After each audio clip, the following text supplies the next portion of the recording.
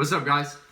Jacob here. I'm in Dr. Kovar's class, and this is going to be a discussion about a book called The Alchemist. Okay, this is for the assignment, but essentially I'm just going to go right into it. My work that I chose is a book called The Alchemist. It is by Paulo Coelho. I do not have a physical copy with me now, but I'll kind of just illustrate and summarize what the work is. I'll read a little bit from it from my computer and then talk about different things. But essentially, The Alchemist is this book that I read freshman year of college.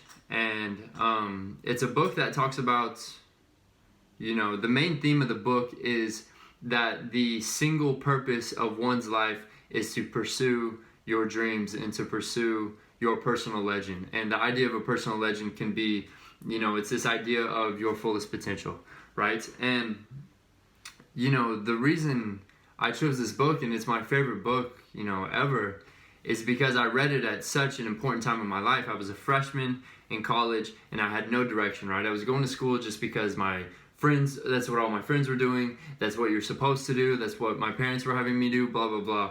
And I had no direction. I didn't know why I was there. I was just going for business. I was like, yeah, I'm going to be rich or whatever, that so many people follow this kind of like common path. And, I read this book and it completely changed everything, right? Because up to this point I had dreams, but I didn't, they were just fantasies, really. It's like I wanted to be rich and have a beautiful wife and like nice cars and stuff like that. But, that's not what brings fulfillment in life. What brings fulfillment in life is developing your full potential. And the development of your potential is what, the whole theme of this book, it's to find your personal legend.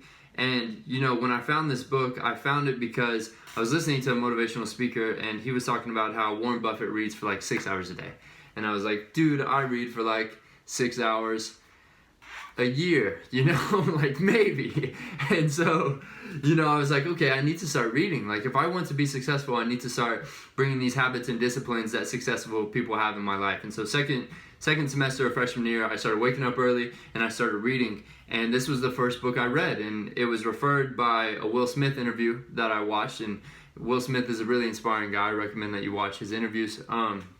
But I watched it and it just stuck with me because this, the allegorical theme of the whole work is pursuing yourself, pursuing your personal legend, right? It's not pursuing the potential that people put on you, but it's kind of developing this relationship with the world and with the universe and pursuing your fullest potential. And the whole idea, the title is The Alchemist, and the symbol of alchemy is to turn a base metal into gold. And what that means for you is to turn, your average, let's say, self into gold, into something that's more, into something that is alive and that can give and that experiences life at this fullest level. And that's what we're supposed to do in life, is experience life at the fullest level. That's what I firmly believe in. Ever since I read this book, my life has changed. It's been about 3 or 4 years, and since then, I started a clothing company and I became a personal trainer and helping people change their lives. And I've lived in 3 different cities, and I'm going back to school now in pursuit of a degree that I believe will help aid my process of finding my personal legend, developing that, and being able to help people and the world at the most maximized way that I can possibly imagine. And it's all rooted in this theme of the book. And yes, this theme is present, in other works like the Bible or, a ton of fiction works. But The Alchemist, there's a reason it sold something like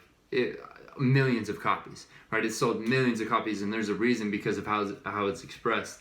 And essentially, the whole plot of the work is a shepherd. There's this boy that chose to be a shepherd, and he chose to do so that he could travel and see the world. And through this process, he realized that he had these dreams, and these dreams were symbolized as this gold and these pyramids across the desert. And so what he does is he goes through the whole process of meeting kings and finding mentors, essentially, and then working to build up funds to cross the desert, and then finally taking the leap to go to the desert. And the desert is this symbolization of the journey between you and your dreams, you and your personal legend, you and your highest potential, right?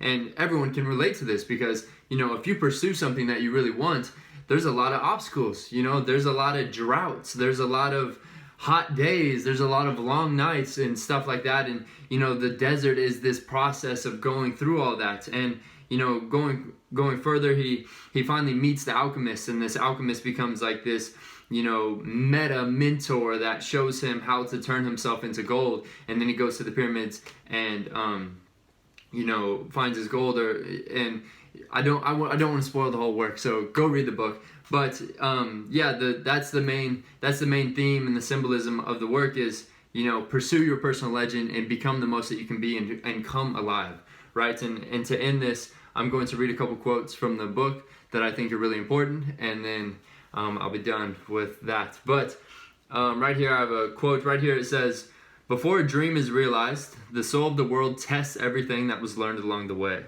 It does this not because it is evil, but so that we can, in addition to realizing our dreams, master the lessons we've learned as we've moved towards that dream." That's the point at which most people give up. And the message behind this is like, as you're crossing through the desert, a lot of hardship is going to come, but do not give up. If you have a strong enough why, and if you have a strong enough realization of this is your dream, do not give up whenever the droughts come and the long nights come and people doubt you or whatever it is. Keep moving forward in the desert. And then another one right here, it says, if it's still in your mind, it is worth taking the risk. And so what that is like, you know, if there's something that's been sitting on you for a long time, maybe you want to be a writer, maybe you want to be a musician, maybe you want to be a businessman, maybe you have some kind of idea that you feel that you need to illustrate, you should probably do that, because, you know, there's a reason that it's there. And then finally, let's say, where was it? Last one. Okay, yes. It says, "I don't live in either my past or my future. I'm interested only in the present. If you can concentrate always on the present, you'll be a happy man. Life will be a party for you, a grand festival, because life is the moments we're living now."